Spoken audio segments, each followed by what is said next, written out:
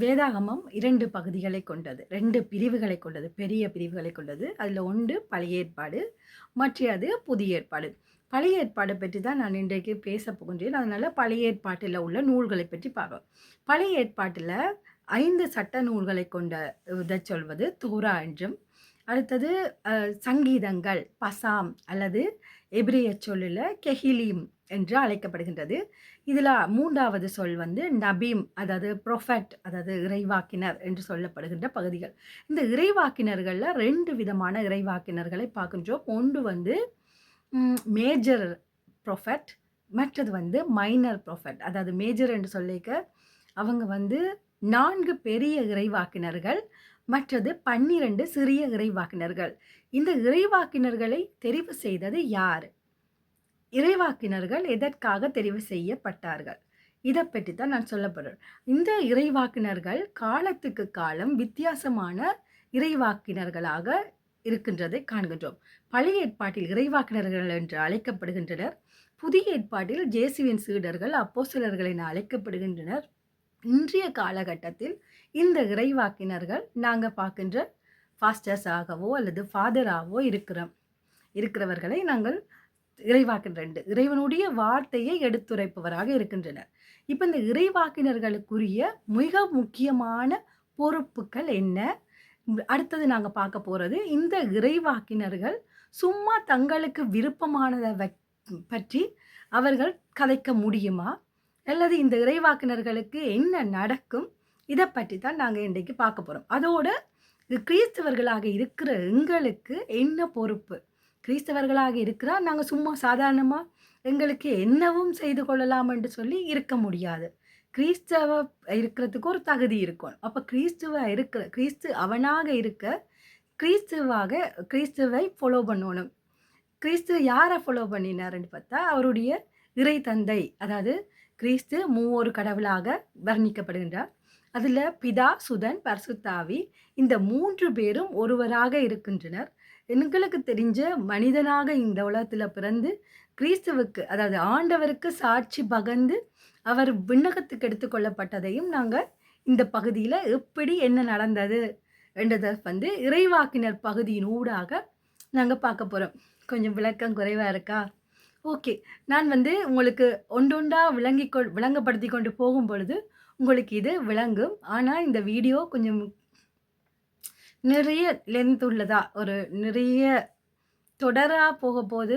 ஆனாலும் முடிந்தளவுக்கு உங்களை சுருக்கமாக விளக்குறதுக்கு முயற்சி செய்கின்றேன். ஓகே, எரேமியா நூல் 36ஆம் அதிகாரம், 37ஆம் அதிகாரம் வாசிக்கலாம் வாருங்கள். யோசியாவின் மகனும் யூதாவின் அரசனுமான யோயாக்கீம் ஆட்சியேற்ற 4ஆம் ஆண்டில் ஆண்டவரிடமிருந்து எரேமியாவுக்கு ஒரு வாக்கு அருளப்பட்டது. எரேமியாட்ட ஆண்டவர் கூறுகின்றார், எரேமியாவே, ஒரு ஏட்டுச் சுருளை எடுத்துக்கொள். நான் உன்னோடு பேசத் தொடங்கிய நாள் முதல், அதாவது யோயாக்கீம் நாள் தொடங்கிய இந்நாள் வரை இஸ்ராயேலை குறித்தும் யூதாவை குறித்தும் மற்ற எல்லா நாடுகளை குறித்தும் நான் உனக்கு உரைத்துள்ள சொற்கள் எல்லாவற்றையும் அச்சுருளில் எழுது. சரியா?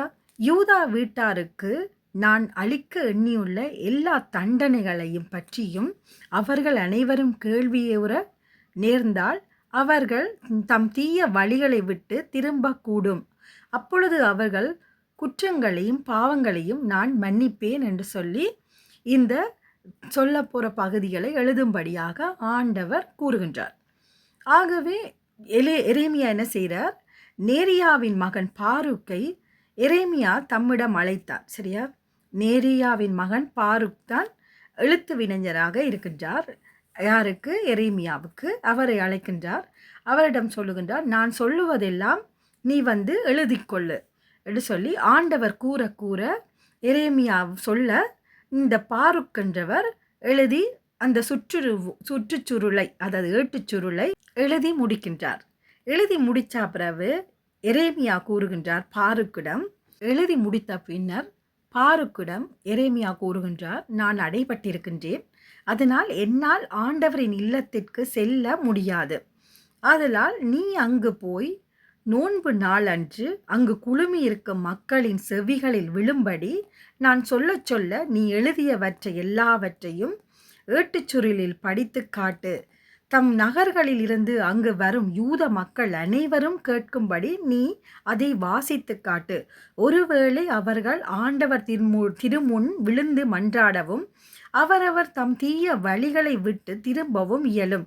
ஏனெனில் ஆண்டவர் கடும் சினமுற்று சீற்றம் கொண்டு தீங்கு வரவிக்கப் போவதாக அறிவித்துள்ளார்.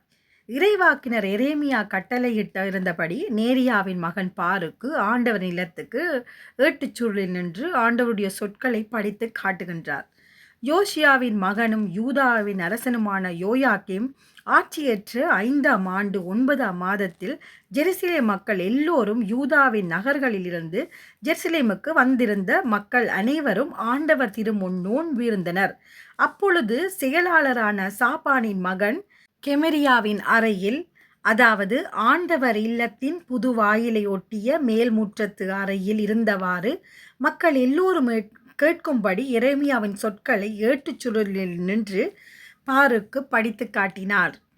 ஏட்டுச்சுருளில் நின்று படிக்க பெற்ற ஆண்டவரின் சொற்கள் எல்லாவற்றையும் கேட்டுக்கொண்டிருந்த சாப்பானின் பேரனும் கெமரியாவின் மகனுமான மிகாயா உடனே அரண்மனைக்கு இறங்கிச் சென்று செயலாளரின் அறைக்குள் நுழைந்தார். அங்கே செயலாளராகிய எலிசாமா, செமாயாவின் மகன் தெலயா, அக்போரின் மகன் எல்நாத்தான், சாப்பானின் மகன் கெமரியா, அனனியாவின் மகன் செதேக் ஆகியோர் உள்பட்ட தலைவர்கள் அனைவரும் அமர்ந்திருந்தார்கள்.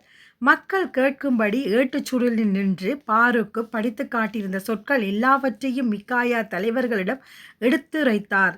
பின்னர் தலைவர்கள் அனைவரும் சேர்ந்து கூசியின் கொள்ளுப்பேரனும் செலமியாவின் பேரனும் நெத்தானியாவின் மகனுமான ஏகூதியை பாருக்கிடம் அனுப்பி வைத்தார்கள்.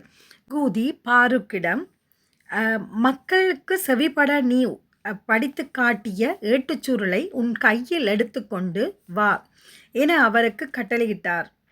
நேரியாவின் மகன் பாருக்கு ஏட்டுச்சுருளை தம் கையில் எடுத்துக்கொண்டு அவர்களிடமிருந்து வந்தார். அப்பொழுது அவர்கள் அவரிடம், நீ இங்கே அமர்ந்து நாங்கள் கேட்கும்படி அதை படி என்றார்கள். அவரும் அவர்கள் காதில் விழும்படி அதை படித்தார். எல்லா சொற்களையும் அவர்கள் கேட்டு திகிலுற்று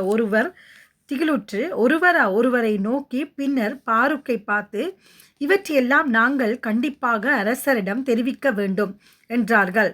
தொடர்ந்து இச்சொற்கள் எல்லாவற்றையும் நீ எவ்வாறு எழுதினாய்? அவன் சொல்ல நீ எழுதினாயா? சொல் என்று அவர்கள் பாருக்கை வினாவினார்கள். அதற்கு பாருக்கு, எரேமியா சொல்லச் சொல்ல இவற்றை எல்லாம் நான் மைகொண்டு ஏட்டுச்சுருளில் எழுதினேன் என்று கூறினார். அப்பொழுது தலைவர்கள் பாருக்கை நோக்கி, நீயும் எரேமியாவும் ஓடி ஒளிந்து கொள்ளுங்கள், நீங்கள் இருவரும் இடம் தெரியாதபடிக்கு ஒளித்து கொள்ளுங்கள் என்றார்கள். பின்னர் எலிசாமாவின் அறையிலேயே ஏட்டுச்சுருளை வைத்துவிட்டு தலைவர்கள் அரண்மனை முற்றத்துக்குள் சென்று நடந்த எல்லாவற்றையும் அரசனுக்கு தெரிவித்தார்கள். அரசனோ ஏட்டுச்சுருளை எடுத்து வருமாறு ஏகூதியை அனுப்பி வைத்தான். செயலாளர் எலிசாமாவின் அறையிலிருந்து ஏகூதி அதை எடுத்து வந்து அரசனும் அவனை சூழ்ந்து நின்ற தலைவர்கள் அனைவரும் கேட்கும்படி படித்தான். அது 9ஆம் மாதமாக இருந்தபடினால் குளிர்காலமாக இருந்தது. அரசனும் குளிர்கால மாளிகையில் அமர்ந்திருந்தான். அவன் முன் கனல் தட்டில் நெருப்பு எரிந்து கொண்டிருந்தது. ஏகூதி 3 அல்லது 4 பந்திகளை படித்ததும் அரசன் எழுந்து கத்தியால் அந்த பகுதிகளை அறுத்து தணல் தட்டில் போட்டான். இவ்வாறு ஏட்டுச்சுருள் முழுவதும் எரிந்து சாம்பலாகும் வரை அவன் செய்து கொண்டிருந்தான். அரசனோ இச்சொற்களை எல்லாம் கேட்டுக்கொண்டிருந்த அவனுடைய பணியாளர்களோ அஞ்சவில்லை, தங்கள் ஆடைகளை கிழித்து கொள்ளவும் இல்லை. இது ஆண்டவரிடமிருந்து வந்த வார்த்தை. இந்த ஏட்டுச்சுருளில் உள்ள வசனங்கள் எல்லாம் அவர்களை திருத்துவதற்காகத்தான் எழுதப்பட்டது என்று அறிந்திருந்த எல்தாத்தான், தெலையா, அதுக்கு பிறகு கெமரியா இவர்கள் அரசனிடம் எரிக்க வேண்டாம் என்று வேண்டியிருந்த பொழுதும் அரசன் ஒரு பொருட்டாகவே கருதவில்லை. மாறாக எழுத்தாளர் பாருக்கையும் இறைவாக்கினரான எரேமியாவையும் பிடித்து வருமாறு அரசனின் மகன் எரகுமாவேலுக்கும் அஸ்ட்ரியலின் மகன் செரையாவுக்கும் அப்தவேலின் மகன் செலேமியா ஆகியோருக்கும் அரசன் கட்டளையிட்டான். ஆண்டவரோ அவர்களை மறைத்து வைத்திருந்தார். யார? பாருக்கையும் எரேமியாவையும் மறைத்து வைத்திருந்தார். ஆண்டவர் மறைத்து வைத்திருந்தது மட்டுமல்லாது, எரேமியா சொல்ல பாருக்கு எழுதியிருந்த சொற்கள் அடங்கிய ஏட்டுச்சுருளை அரசன் எரித்த பின்னர் ஆண்டவரின் வாக்கு எரேமியாவுக்கு அருளப்பட்டது. நீ மற்றுமோர் ஏட்டுச்சுருளை எடுத்துக்கொள். யூத அரசன் யோயாக்கிம் முன் எரித்த ஏட்டுச்சுருளின் அடங்கியிருந்த எல்லா சொற்களையும் இதில் எழுதிவை. பின்னர் யூத அரசனான யோயாக்கிமை குறித்து நீ சொல்ல வேண்டியதும் ஆண்டவர் இவ்வாறு கூறுகின்றார்.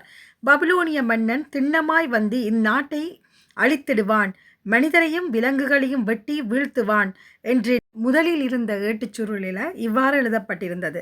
பபிலோனிய மன்னன் நாட்டை கைப்பற்றுவான், அடுத்தது விலங்குகளையும் மனிதர்களையும் வெட்டி வீழ்த்துவான் என்று. சரியா? அப்படி எழுதினபடினால தான் இந்த அரசன் யோயாக்கிம் இந்த ஏட்டுச்சுருள்களை கொண்டு போய் நெருப்பில் போட்டதுக்கு காரணம். மனம் மாறவே இல்லை. எனவே ஆண்டவர் இன்முறை என்ன சொல்லுகிறார் என்றால், மீண்டும் வாசிக்கின்றேன் பாருங்கள். மனிதரையும் விலங்குகளையும் வெட்டி வீழ்த்துவான் என்று நீ ஏன் எழுதினாய் என்று கூறி அன்றே நீ அந்த ஏட்டுச்சுருளை எரித்தாய். எனவே யூதாவின் அரசன் யோயாக்கிமை குறித்து ஆண்டவர் கூறுவது இதுவே. அவன் வழிமரபினருள் எவனும் தாவீதின் அரியணையில் அமரமாட்டான். அவனது பிணம் வெளியில் எறியப்பட்டு பகலில் வெயிலிலும் இரவில் குளிரிலும் கிடக்கும். அரசனையும் அவன் வழிமரபினர் பணியாளர்கள் ஆகியோரையும் அவர்களின் குற்றங்கள்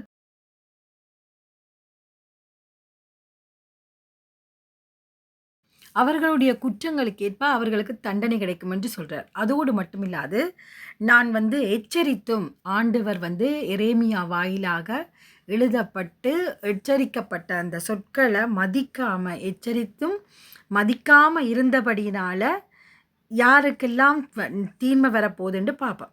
தீங்குகளை அவர்கள் மேலும் ஜெருசலேம் குடிமக்கள் மேலும் யூத மக்கள் மேலும் வரச் செய்வேன் என்றார். பின்னர் எரேமியா மற்றுமோர் ஏட்டுச்சுருளை எடுத்து நேரியாவின் மகன் எழுத்தாளருமான பாருக்கிடம் கொடுத்து, யூதாவின் அரசன் யோயாக்கீம் எரித்த ஏட்டுச்சுருளில் காணப்பட்ட எல்லா சொற்களையும் எரேமியா சொல்ல சொல்ல பாருக் மீண்டும் அவற்றை ஏட்டுச்சுருளில் எழுதினார். அவை போன்று வேறு பல சொற்களும் அவற்றோடு சேர்க்கப்பெற்றன என்று கூறப்படுகின்றது. இந்த பகுதியில் ஒரு இறைவாக்கினருக்கு இறைவாக்கினர் சொல்ல சொல்ல எழுதுறதுக்கு ஒரு துணை எழுத்தாளர் என்று சொல்லி காணப்படுகின்றது. அப்போ இந்த இறைவாக்கினரை எப்போ நாங்கள் இறைவாக்கினராக ஆண்டவர் தெரிவு செய்தார் என்றதையும், இந்த இறைவாக்கினருடைய வார்த்தைகள் உண்மையாகவே ஆண்டவரிடமிருந்து கேட்டுத்தான் அவர்கள் பேசினார்களா என்பதையும் நாங்கள் இப்போ இன்னும் ஒரு பகுதியோடாக நான் உங்களுக்கு விளங்கப்படுத்த போகின்றேன். வாருங்கள் பார்ப்போம். முதலில் பார்ப்போம், ஆண்டவருடைய தேவை என்னென்றா இறைவாக்கினரை தெரிவு செய்வதன் தேவை. ஆண்டவருக்கு கீழ்ப்படிவுள்ள ஒரு ஊழியர் தேவை. அந்த ஊழியராக இறைவாக்கினரை தெரிவு செய்கின்றார். இப்படி இறைவாக்கினரை தெரிவு செய்யப்படும் பொழுது ஆண்டவருடைய விருப்பத்தின்படி தெரிவு செய்கின்றார். அங்கே அவர் எந்த தகுதியோ அல்லது அவர்களால் முடியுமோ எதையுமே அங்கே அவர் கருத்தில் கொண்டதே கிடையாது. ஒரு மனிதரை தெரிவு செய்கின்றார், அவர் இறைவாக்கினராகினால் அவர் உரைக்கின்ற அவ்வளவு வார்த்தைகளும் ஆண்டவரிடம் கேட்டு உரைக்கிறதாக இங்கே காணக்கூடியதாக இருக்குது. அதாவது நான் சொல்லவில்லை, விபிலிய பகுதிகள் விளக்குகின்றன. அந்த வகையில் ஆண்டவருக்கு என்ன தேவை, ஏன் தேவை, இந்த இறைவாக்கினரை தெரிவு செய்வதற்கான தேவை என்ன? மனிதனுடைய ஒழுக்கமின்மைதான் காரணம். மனிதன் எவ்வாறு ஒழுக்கமின்மை இல்லாமல் போகின்றான் என்று பார்த்தீங்கன்னு சொன்னால், ஆண்டவர் கூறுகிறார் இந்த பகுதியில், அதாவது இணைச்ச 18ஆம் அதிகாரம் 9வது வசனத்தில், உங்களுக்கு கொடுக்கப்பட்ட நாட்டுக்குள் போன பிறகு அந்த வேற்றினத்தாரின் அருவருப்பான செயல்களை கற்றுக்கொள்ளாதே. தன் புதல்வன் அல்லது புதல்வியை தீ மிதிக்கச் செய்கின்றவனும், குறி சொல்கின்றவனும், நாள் பார்க்கின்றவனும், சகுனங்களை நம்புகின்றவனும், சூனியக்காரனும், மந்திரவாதியும், ஏவி விடுகிறவனும், மாயவித்தைக்காரனும், இறந்தவர்களிடம் குறி கேட்கின்றவனும் உங்களிடையே இருத்தலாகாது. ஏனெனில் இவற்றையெல்லாம் செய்கின்றவர் ஆண்டவருக்கு அருவருப்பானவன் என்று கூறப்படுகின்றது. அதாவது ஆண்டவர் சொல்கிற தகுதி என்னண்டா, ஆண்டவர் வாஞ்சையோடு கேட்கின்ற ஒரே ஒரு விடயம் ஆண்டவரை நம்பி ஏற்றுக்கொள்ளும்படிதான். ஆண்டவரோடு இருந்தீங்கண்டா நீங்கள் முற்று முழுதாக ஆண்டவர் செய்வார். எனக்கு எல்லாம் கிடைக்கும். ஆண்டவர் எனக்காக எல்லாவற்றையும் செய்றார். நான் அவருக்கு முன்னால உண்மையாகவும், நேர்மையாகவும் இருக்கின்றேன் என்ற வாக்கு உறுதியோடு இருந்தீங்கண்டா, உங்களுக்கு வந்து எல்லாமே கிடைக்கும். அத விட்டு ஆண்டவர் செய்வாரா? செய்ய மாட்டாரா? அங்க போய் ஜோசியம் பார்ப்போமா? இங்க போய் குறி பார்ப்போமா? இந்த நாள் நல்லதா? கூடாதா? இப்படியான பலவிதமான பதட்டங்களும், தடுமாற்றங்களும் நாங்க அடைஞ்சு, இந்த கடவுள்ட்ட போய் மண்டாடுவோம், அந்த கடவுள்ட்ட போய் மண்டாடுவோம், அங்காள கடவுள்ட்ட மண்டாடுவோம் என்று பலவிதமான தெய்வங்கள போய் மண்டாடுறது, இப்படியான ஒரு காரியத்தில நாங்க ஈடுபடக்கூடாது. இதுதான் கிறிஸ்தவர்களுக்குரிய பண்பு. நான் ஏற்கனவே உங்களுக்கு சொன்னேன். கிறிஸ்தவர்களுக்குரிய பண்புகள நாங்க பார்த்துக்கொள்ளணும்னு. கிறிஸ்தவர்களுக்குரிய பண்புகள் ஆண்டவரை முற்றுமுழுதாக நம்புறதும், அவரிடம் நாங்க ஜெபத்தில கேட்கிறதும், விண்ணப்பங்கள கேட்கிறதும், நாள்தோறும் விண்ணப்பத்த கேட்டு அவருக்கு நன்றி செலுத்தி மன்றாடுவது தான். இதைத் தவிர நாங்க வேற்று தெய்வங்களிடம் போய் மன்றாடுறது, வேற்று தெய்வங்களுக்கு பின்னால போறது, இது எல்லாமே ஆண்டவருக்கு அருவருப்பானதாக கணிக்கப்படுகின்றது. அதோடு பார்த்தீங்கன்னா, மந்திரங்கள் கேட்பது, மாய வித்தைகள் செய்றது, அதுக்கப்புறம் ஜோசியம் பார்க்கறது, நாள் குறிப்பேடுகளை பார்க்கறது, கிறிஸ்தவர்களுக்கு சரியான கஷ்டமாகத்தான் இருக்கும். இதை எல்லாத்தையும் தவிர்க்கிறது. ஆனா முடியும் உங்களாலயும். ஒவ்வொரு நாளும் எனக்கு இந்த காரியத்தில இருந்து விடுதலை வேணும் என்று மன்றாடும் பொழுது, நீங்க இந்த முற்று முழுதா நீங்க அதிலிருந்து விடுபட்டு, உண்மையான கடவுள நீங்க மன்றாடுவீங்க. இன்னும் ஆண்டவர் வேறு என்னெல்லாம் சொல்லியிருக்கிறார் என்று நாங்க தொடரும் பகுதிகள்ல பார்ப்போம். இங்க பார்த்தீங்கன்னு சொன்னா, ஆண்டவர் வந்து உங்கள் மத்தியில இறைவாக்கினர்களை தெரிவு செய்வேன் என்று சொல்றார். அதாவது இது நான் சொல்லிக் கொண்டிருக்கிற பகுதி வந்து பழைய ஏற்பாடு. இருந்தாலும் பழைய ஏற்பாட்டில சொல்லப்பட்டத விஷயங்கள நீங்க இப்ப அவதானிச்சு கொள்ளுங்க. புதிய ஏற்பாட்டில என்னென்ன மாற்றமாக நடக்கப் போறது என்றதையும் நீங்க கவனிப்பீங்க. குறி சொல்பவர்களிடம் செல்லுவதையும், நாள் பார்க்கிறவர்களிடமும் நீ செல்வதற்கு உனக்கு அனுமதி கொடுக்கப்படவில்லை என்கின்றார் ஆண்டவர். அதைத் தொடர்ந்து உன்னுடைய இறைவாக்கினரை போல் உன் சகோதரர்களிடமிருந்து ஒரு இறைவாக்கினர்களை நான் தெரிவு செய்வேன் என்றும் சொல்கின்றார். அதுக்கு பிறகு பார்த்தீங்கன்னா, தொடரும் பகுதிகள்ல இறைவாக்கினனை அவர்களுடைய சகோதரர்கள் நின்று நான் அவர்களுக்காக ஏற்படுத்துவேன். என் வார்த்தைகளை அவனுடைய வாயில் வைப்பேன். நான் கட்டளையிடுவது அனைத்தையும் அவன் அவர்களுக்கு சொல்வான். என் பெயரால் அவன் சொல்லும் என் வார்த்தைகளுக்கு செவி கொடாதவனை நான் வேரறுப்பேன். ஆனால் ஓர் இறைவாக்கினன் நான் எனது பெயரால் பேசுவதாக எண்ணிக்கொண்டு நான் அவனுக்கு கட்டளையிடாதவற்றை பேசினால் அல்லது வேற்று தெய்வங்களின் பெயரால் பேசினால் அந்த இறைவாக்கினன் சாவான். இதுதான் இறைவாக்கினருக்கு கொடுக்கப்படுகின்ற ஒரு எச்சரிக்கை என்று சொல்லலாம். அதாவது ஆண்டவர் சொல்லுற வார்த்தையை தவிர வேறு ஏதாவது ஒரு வார்த்தையை அவையில் கதைச்சா அவையில் வந்து மரணத்தை சந்திப்பார்கள். ஆகவே நாங்கள் இறைவாக்கினராக இருக்கின்றவர்கள் மிகவும் எச்சரிக்கையாக இருக்க வேண்டும். உண்மையுள்ள கிறிஸ்தவனாக, உண்மையுள்ள இறைவாக்கினராக இருக்க வேண்டியது கட்டாயமாக இருக்கின்றது. எங்களுக்கு வர டவுட்டு மாதிரியே இந்த பகுதியை எழுதின ஆசிரியருக்கும் ஒரு சந்தேகம் வருகின்றது. அவர் ஆண்டவரிடம் கேட்கின்றார், ஆண்டவர் சொல்லாத வார்த்தை இன்னதென்று எப்படி நான் அறிவது என்று நீ உன் மனதில் எண்ணலாம். அதாவது அவர் தான் வாயால் சொல்லல, அது மனசில் எண்ணுறார். ஆனால் ஆண்டவர் எல்லாவற்றையும் அறிகின்றவராக இருக்கிறபடினால நீ எப்படி உன்னுடைய மனசில் இதுதான் ஆண்டவருடைய வார்த்தை என்று நம்பலாம் என்று சொல்லி நீ உனக்குள்ள நீ கேட்கிற ஓர் இறைவாக்கினன் ஆண்டவரின் பெயரால் உரைப்பது நடைபெறாமலும் நிறைவேறாமலும் போனால் அந்த இறைவாக்கினன் தன் எண்ணப்படியே பேசுபவன், அவனுக்கு நீ அஞ்ச வேண்டியதில்லை என்று சொல்லுகிறார். சரியா?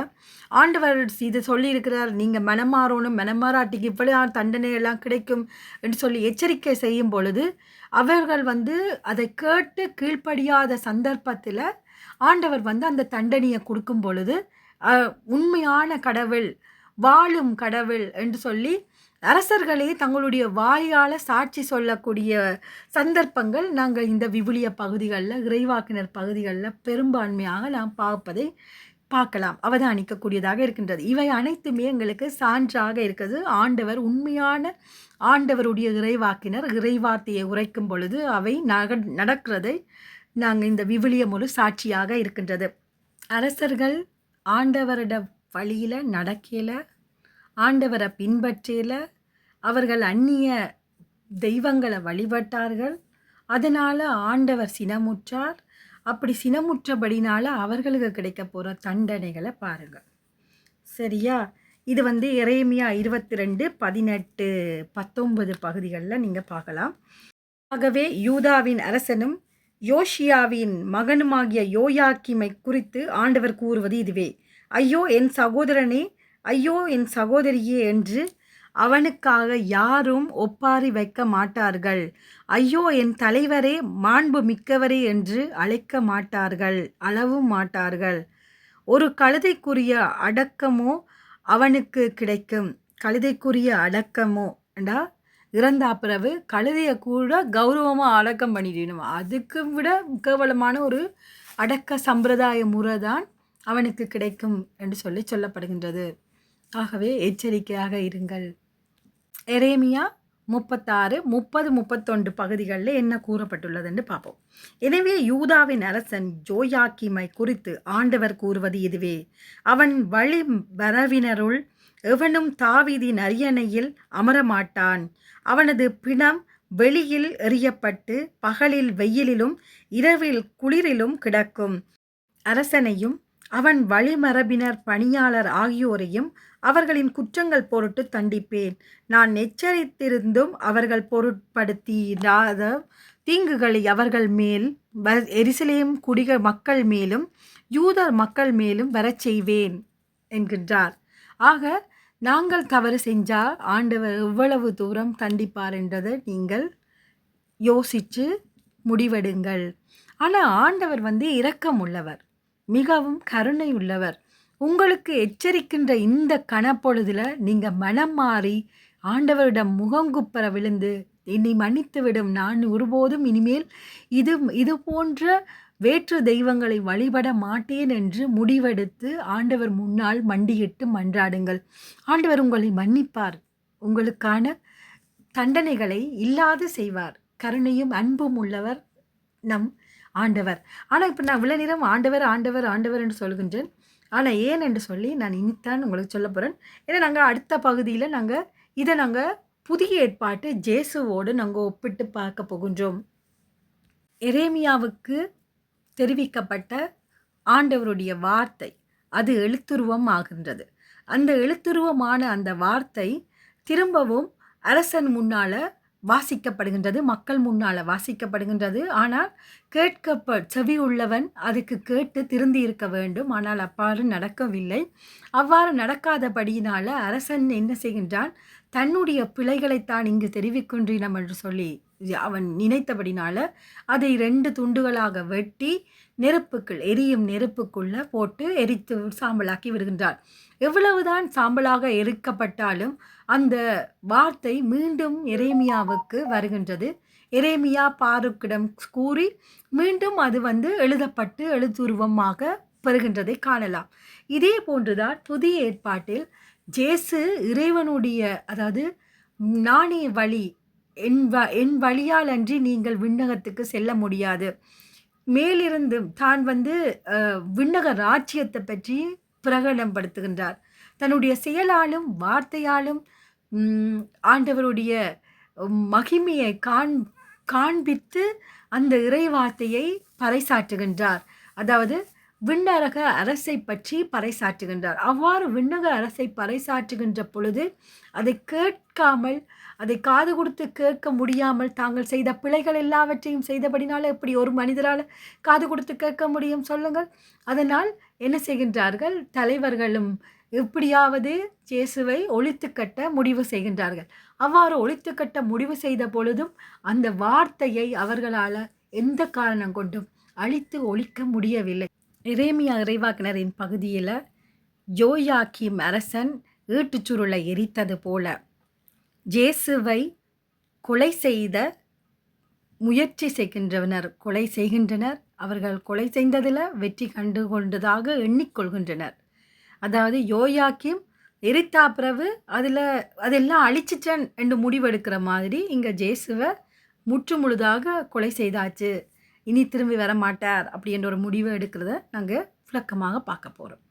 யூத மத தலைவர்களுக்கு இருந்த பயம் புது மதம் உருவாகின்றதோ என்றது. ஆனா அரசர்களுக்கு இருந்த பயம், ஒருவேளை இவன் அரசனாகி விடுவானோ என்ற பயம். இவ்வாறு அவர்கள் தங்களுக்குள்ள இந்த உலக ஆசைகளும், இந்த உலகத்தில உள்ள ஒரு பற்றிலையும், மனித சுபாவத்திலையும் இவ்வாறான பிழைகளை மீண்டும் மீண்டும் செய்கின்றார்கள்.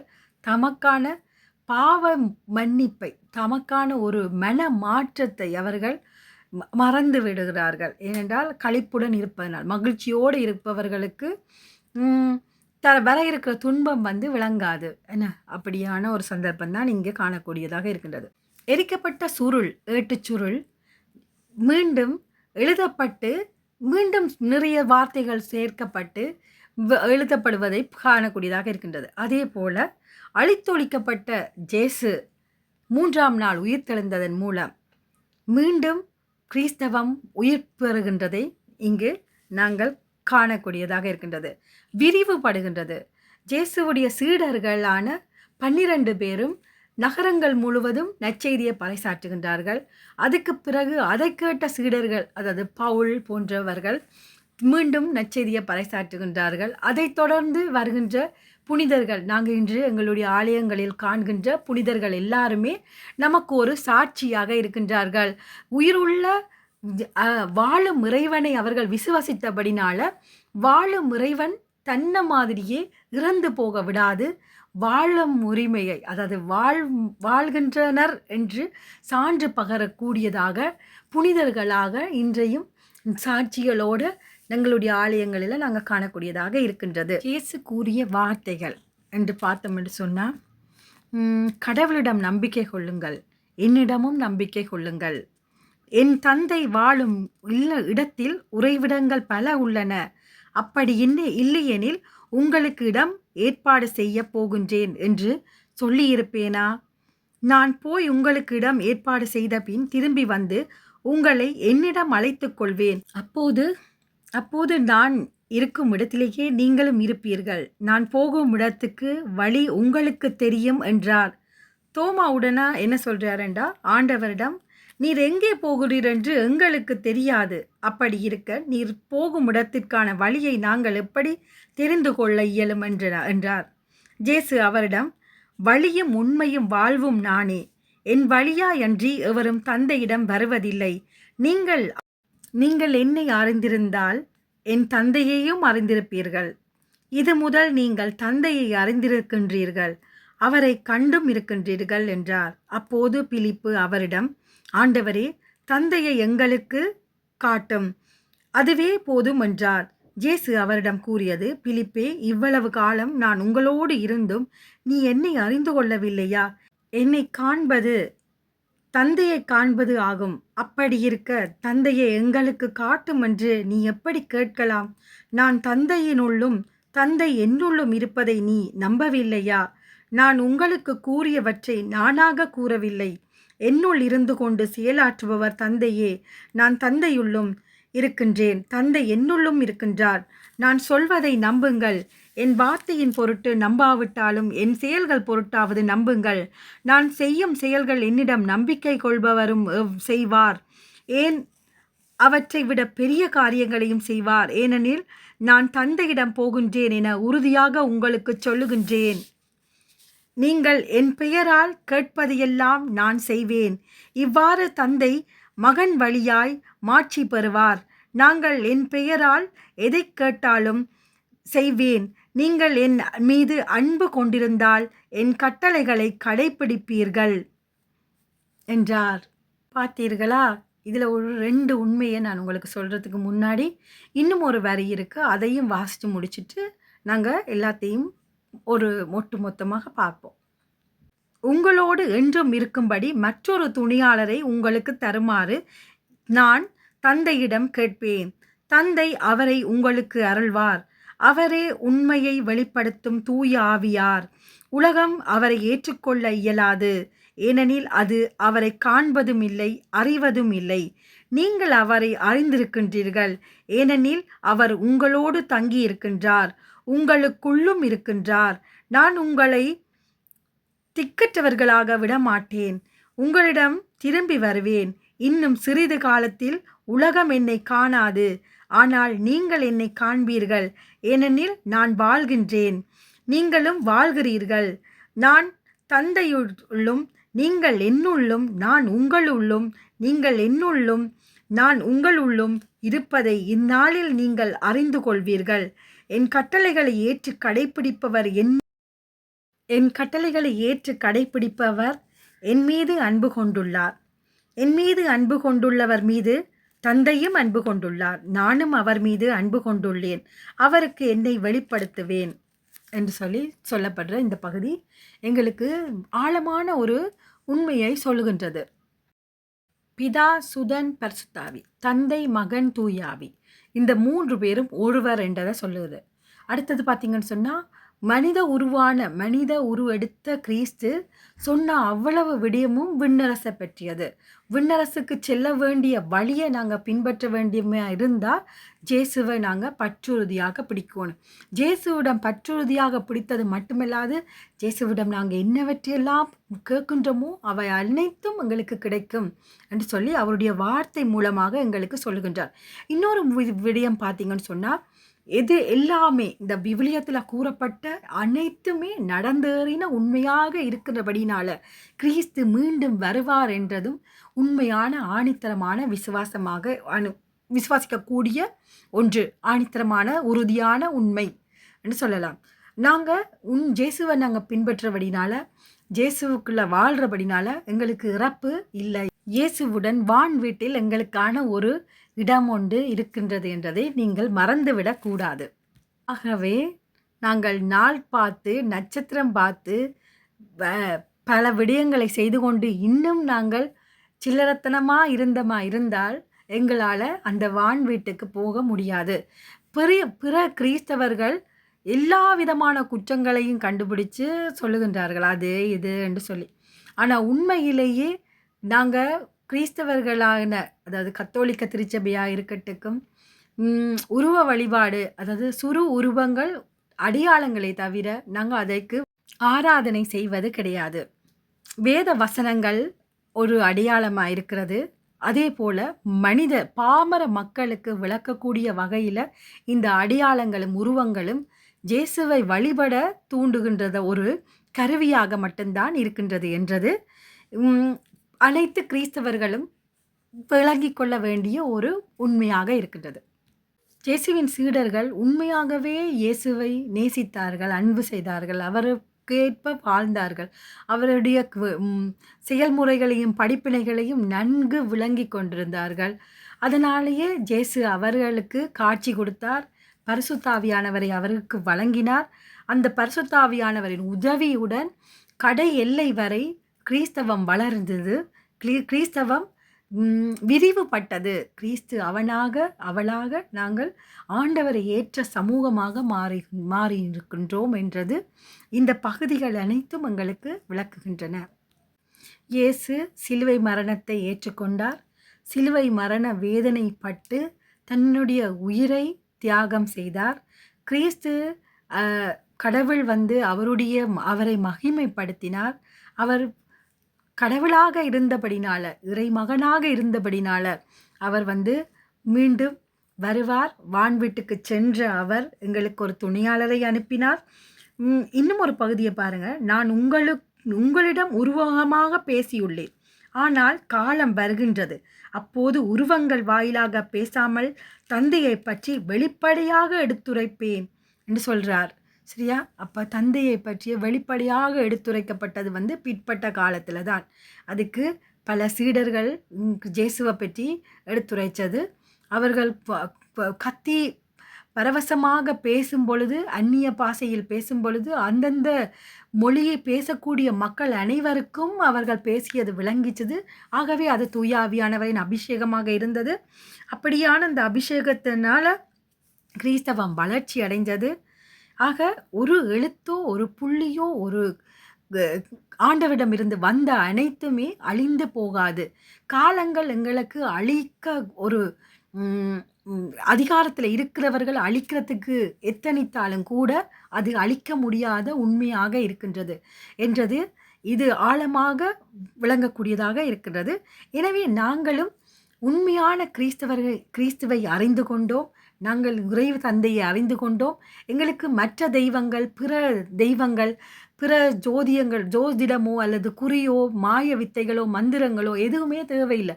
நாங்கள் அப்பா தந்தையே என்று அழைக்கின்ற உரிமையை இயேசு மூலமாக பெற்றுக்கொண்டபடினால நாங்கள் அவரிடம் வேண்டி விரைஞ்சு கேட்கின்ற அனைத்துமே எங்களுக்கு கிடைக்கும். தூய ஆவியானவர் பெருமூச்சுக்களின் வாயிலாக எங்களுக்காக பேசி தந்தையிடமிருந்து பரிந்து கிடைக்கப்பட்டு எங்களுக்கான அனைத்தையும், அன்றாட உணவையும், எங்களுக்கு தேவையான அனைத்தையுமே அவரிடமிருந்து பெற்று தருவார் என்றதுதான் துணியாளரை விட்டு சென்ற இயேசுவின் நாமத்தினால நாங்களும் எங்களுடைய விண்ணப்பத்தை கேட்போம். நீங்களும் உங்களுடைய பாவ அறிக்கைகளை மனந்திறந்து முழந்தால் படியிட்டு மன்னிப்பு கேட்டு மன்றாடுங்கள். இறைவனுடைய சன்னிதானத்தில் நீங்கள் பாவத்தை அறிக்கையிடும் பொழுது உங்களுடைய பாவம் மன்னிக்கப்படும். ஆண்டவர் அதைத்தான் எதிர்பார்க்கின்றார். நீங்கள் எப்படியாவது மனம் மாறி என்னிடம் வர மாட்டீர்களா என்றதற்காகத்தான் இந்த எரேமியா வாயிலாக அவர்களுடைய பிழைகளை சொல்லி அவ்வளவு நாளும் சொன்ன அந்த 4 வருஷம் அவர்கள் செய்த பிழைகள் எல்லாவற்றையும் ஒன்று விடாமல் எழுதி காட்டினபடினால அந்த அரசன் கோவப்பட்டு அதை எரிச்சு போடுறார். அப்படி எங்களுடைய பாவத்தினால நாங்கள் அனுபவிக்கிற துன்பங்கள், வேதனைகள் எல்லாமே நாங்கள் செஞ்ச பாவம்தான். அப்போ அந்த பாவத்தை நினைச்சு நாங்கள் மனம் திரும்பி மன்றாடும் பொழுது ஆண்டவர் எங்களுக்கு மன்னிப்பு கொடுப்பார். நாங்கள் இந்த இடத்துல இருந்து உயர்த்தப்படுவோம், நித்திய வாழ்வை அடைவோம். ஒவ்வொருவரையும் ஆண்டவர் ஏதோ ஒரு காரணத்துக்காக தெரிவு செய்து படைத்திருக்கின்றார். ஆகவே அந்த காரணம் நிறைவேற்றுவதற்கு எங்களை ஒப்பு கொடுத்து நாங்கள் மன்றாடுவோம். இந்த நேரத்தில் ஆண்டவருடைய சன்னிதானத்தில் மன்றாடுகின்ற எங்களுடைய வேண்டுதல் அனைத்தும் கேட்கப்படும். நன்றி. கிறிஸ்துவுக்குள் மகிழ்ச்சியும் சந்தோஷமாக வாழுங்கள். வணக்கம்.